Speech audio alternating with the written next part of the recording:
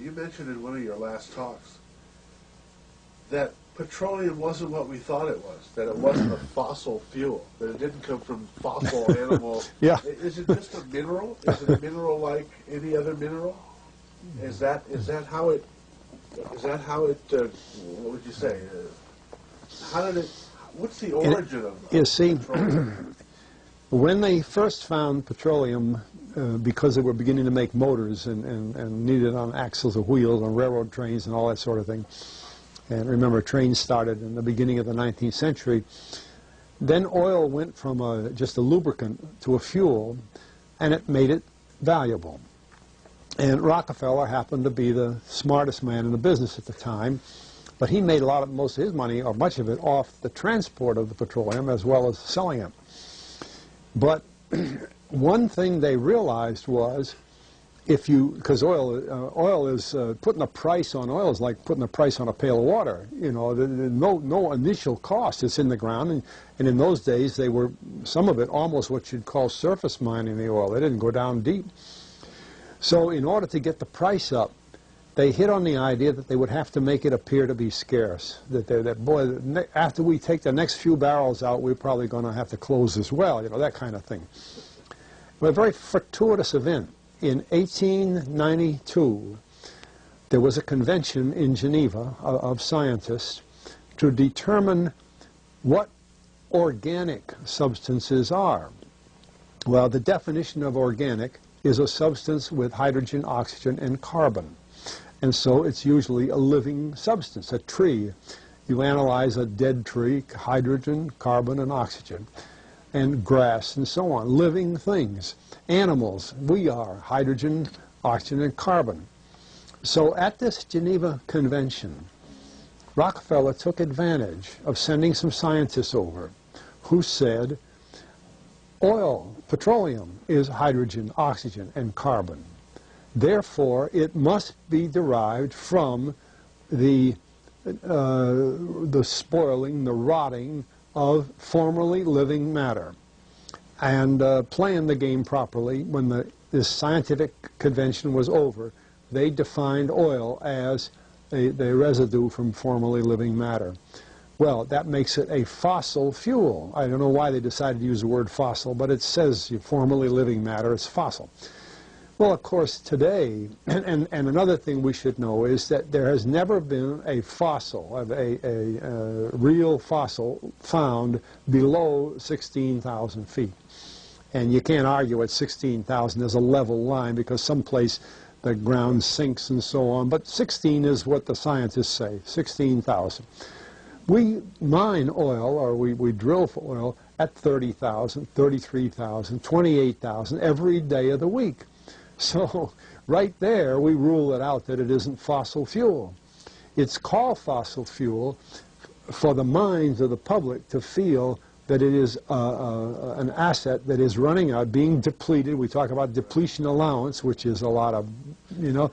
And actually, if you know the world's oil supply, you know that it is not going to run out for an awfully long time. It is the second most prevalent liquid on Earth. And we haven't begun to dig. Well, with all that background, you see, the people in charge of the petroleum business, for perfectly reasonable business things, like any other man in the business, wants to keep his price as high as he can get away with.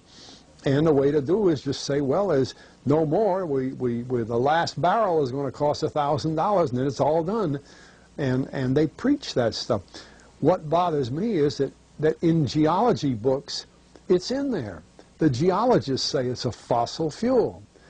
Somehow they've been bought. I went to a 4-year federal staff energy seminar run by the government of the United States during the so-called energy crisis. I was the participant that represented the railroad industry. The airline industry was there. Every AA, administrative assistant of senators and congressmen, was there. The CIA was there, the Defense Department was there, the State Department was there. Sometimes sitting right in front of me in the row would be Henry Kissinger with his friend, the head of Department of Defense, That's too bad. I can't put the names with them. But anyway, people like that, top men in the government, sitting there listening to the Federal Staff Energy Seminar. Well, what this was doing is for 4 years, they were teaching a propaganda line to the leading people in this country, and therefore to the leading people in the world, when you include the Schlesingers, Kissinger and Schlesinger, among others. And the object of it was, as Kissinger used in his own terms when it was time for him to speak, to create a world price for oil. In other words, not 30 cents a gallon here and 90 cents a gallon there, but let's get a world price. That's their goal, and they're trying to do that for wheat and everything else. We don't realize what the controls are, whether it's oil or some of these other things. Almost everything today is being categorized at the highest price they can possibly make it go.